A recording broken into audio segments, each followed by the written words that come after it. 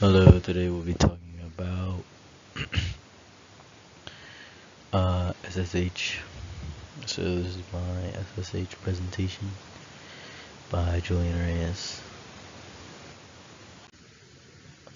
So today, this is the agenda.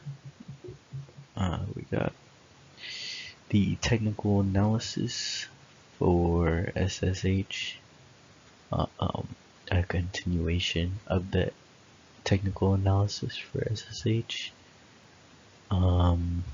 Then we go to the SSH with Open SSH for Linux, which is like something we use to implement SSH on Linux. And then we go to SSH hardening, things that we can try to implement on the servers that we use, ways to harden servers, make it harder for an attacker to get into. And then we finish with the references. So yeah, let's get into it. First, we have SSH technical analysis. So SSH stands for Secure Shell Protocol. This is open source, means it's highly customizable, usable by anyone, available on many OSs. Yeah, so it's very open and highly customizable by the user administrator. So typically the default port for SSH is port 22, but this can be configured for different ports. It doesn't have to be port 22, it can be changed. SSH is typically used for secure connections. SSH utilizes and uses encryption for protection of data protection. SSH is used for executing commands securely on a server, so this goes with the encryption and secure connections. So it is typically used for executing commands securely on a server. In order for it to be secure, SSH uses encryption. And yeah, next we have remote protocol. So SSH is uses remote protocol.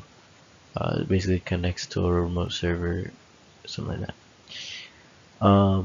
SSH is used to reduce security threats for remote server login.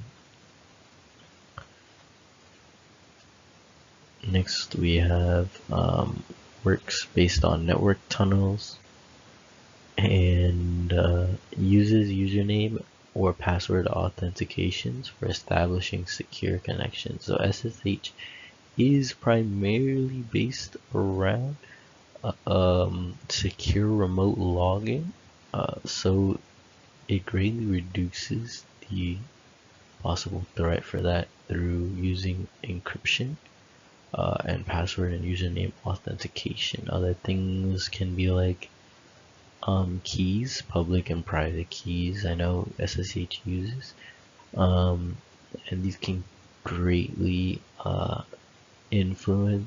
positively influence security on a server, on a computer, in a company. This can all be utilized in all of those to greatly improve security. So this slide is SSH technical analysis continued. So we have SSH, and we went over some of the security details, so here are some more. So security, the use of strong keys for authentication, like I just said. The public, so uses public and private keys. And in this case, the public key is for the server, so it gets placed on the server, and the private key is for the users. Sometimes in a company, just for like emails or data transfers, the use of public and private keys can be used. Sometimes it's private key to private key, public key, something like that, or public key to private key, like this one. but this one is both public and private keys. The public key is for the server, and the private key is for the user or individual. So this helps identify the user, make sure they are authorized to access said data.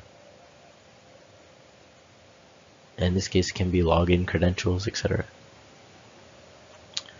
So another security aspect of SSH would be to utilize the proper configuration to maximize security. Some of these configurations can be things like deleting accounts that don't have passwords.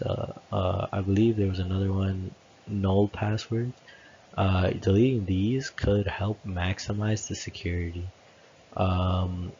It's possible for an attacker to try to get into those accounts because they have no sort of authorization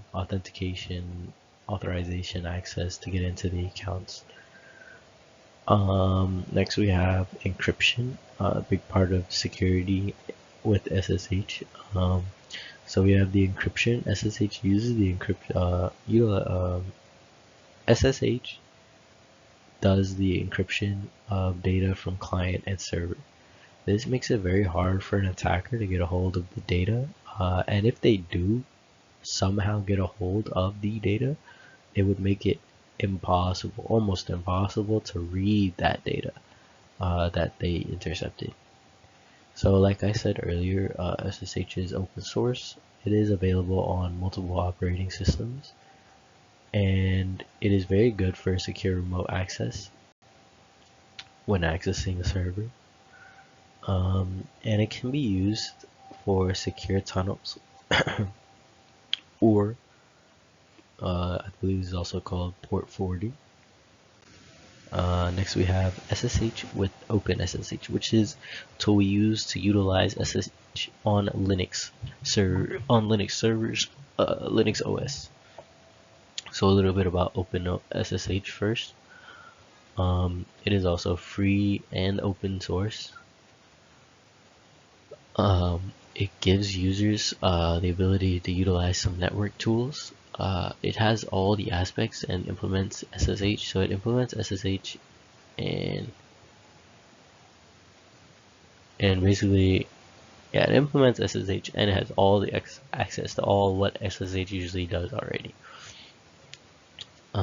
It allows users to run on their system to connect securely to a remote server.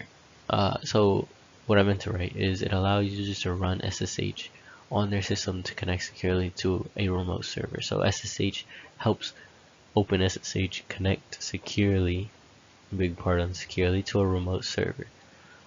It has all the SSH capabilities, like I said, some of which are the port forwarding or the tunneling thing that I referenced earlier, and it is highly customizable. This goes with it being open source. Open source are typically very customizable to the user's needs or wants. So next we have installation. Some of the commands I listed below, some for installation, one for configuring the SSH, OpenSSH to the default behavior. I also included a command to generate keys. This can be very useful for authentication purposes, security purposes, and then lastly, one to import keys from a public key server. Lastly we have hardening before references. Some of my hardening recommendations would be to implement the use of keys for authentication. SSH allows us to utilize public and private keys, like I explained earlier. Public key goes on the server and private key goes on to the individual in order to access the server. Private key for the individual, while the public key is on the server. Yes, that. And this helps authenticate who the user is, and helps them authenticate when attempting to access the remote server. So it makes it more secure. It makes doing the remote login more secure. Another recommendation would be to use IP whitelisting or blacklist IPs. This would allow certain connections from IP addresses or block them. So whitelisting would be allowing the connection from an IP address, and blacklisting would be blocking it. Next would be to configure the accounts properly. So this earlier, like disabling or modifying accounts, deleting unnecessary things like accounts without passwords, utilizing and implementing two-factor authentication. This always strengthens security, makes it in order to make sure that the user is who they say they are. If an attacker grabs one form of authentication, this can make sure that the attacker cannot access these stuff because they don't have both forms of authentication. Lastly, to use SSH to limit user access. So one implementation of this would be idle timeout. This can be used for logging out inactive users. So if a user logs on to said remote server, secure server, and they're inactive for like, let's say 15 minutes, maybe 10 minutes, it would log them out so nobody could go onto that device and wreak havoc, or they would, yeah, within the time frame.